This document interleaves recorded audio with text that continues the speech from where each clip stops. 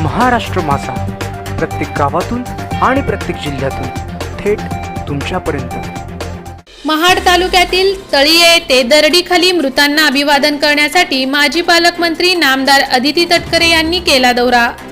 शिवसेना बंडखोर आमदार भरत गोगावले देखील होते उपस्थित। दिनांक 22 जुलै 2022 रायगड जिल्ह्यातील महाड तालुक्यातील तळीये येथे गेल्या वर्षी 22 जुलै 2021 रोजी मोठ्या प्रमाणावर भूस्खलन होऊन तब्बल 86 जणांना जिवंत समाधी मिळाल्याची दुर्घटना झाली होती।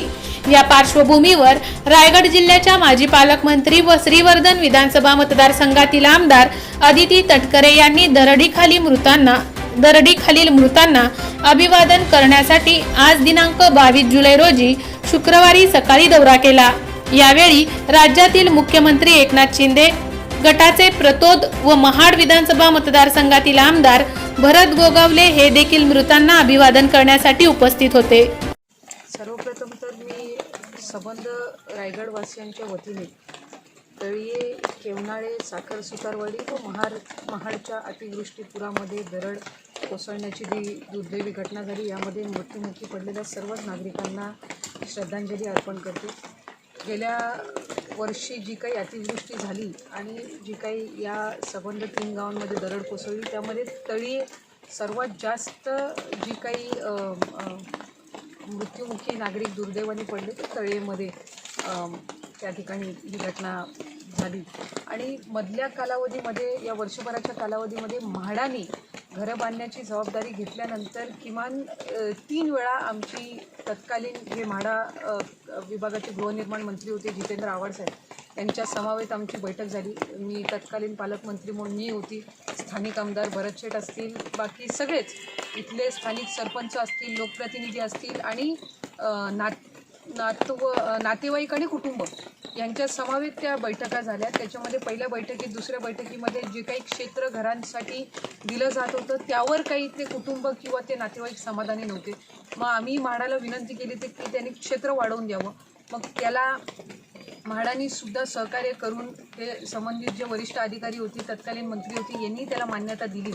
आणि मग ज्या पद्धतीचं घर आपल्या कोकणातल्या किंवा त्या नातेवाईकांना अपेक्षित होतं त्या पद्धतीची मान्यता ही त्यावेळेला देण्यात आली। मला वाटते गेल्या 1.5-2 महिन्यापूर्वी गृहनिर्माण मंत्री असताना आव्हाड साहेबांची या ठिकाणी प्रत्यक्ष भेटही झाली। त्यांनी पुन्हा एकदा संवाद साधला आणि त्यावेळेलाही त्यांनी सांगितलं होतं की प्रत्यक्षात कामाला लवकरात लवकर सुरुवात होईल। जरी दुर्दैवाने आज मागच्या वेळेलाही शासन म्हटलं, यावेळेलाही सगळ्यांचाच तो प्रयत्न आहे की ते काम लवकरात लवकर सुरू व्हावं। पर्यायी त्यांना जी व्यवस्था आहे ती आपण जिल्ह्याच्या वतीने किंवा जिल्हाधिकारी त्यांच्या अध्यक्षतेखाली एक समिती आपण स्थापन करून प्रांताधिकारी असतील, तहसीलदार असतील, इथले स्थानिक लोकप्रतिनिधी, सरपंच असतील आणि मग आपण त्यांना तात्पुरती सुविधा दिली। पण घरांचं काम हे लवकरात लवकर सुरू व्हावं यासाठी पुन्हा एकदा आम्ही राज्याचे मुख्यमंत्री एकनाथराव शिंदे साहेब आणि उपमुख्यमंत्री देवेंद्रजी फडणवीस साहेब यांना त्या संदर्भातली विनंती करू। जी काही मान्यता गेल्या वेळेला गृहनिर्माण खात्याने दिलेली आहे ते काम प्रत्यक्षात लवकरात लवकर सुरू व्हावं यासाठी आम्ही सगळेच त्याचा पाठपुरावा करून प्रयत्नशील राहू। माझी ही अपेक्षा राहील की ते काम त्या ठिकाणी लवकरात लवकर सुरू व्हावं आणि या जे काही त्यांचे कुटुंब आहेत, नातलग आहेत, यांना त्यांच्या हक्काची घरं ही संबंध मला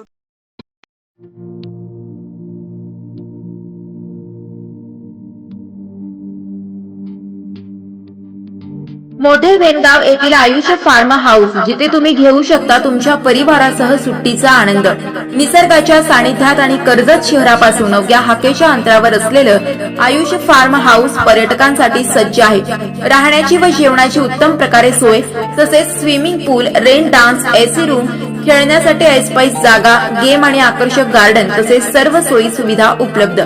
पत्ता मोठे वेनगाव, कर्जत, रायगड। बुकिंग साठी संपर्क भाई गायकार 88 88 38 11 11, अभिषेक गायकार 88 88 37 11 11, अवंतिका गायकार 77 20 04 56 78। तुमच्या परिवार आणि मित्रांसोबत सुट्टीचा आनंद घेण्यासाठी आत्ताच बुक करा आयुष फार्म।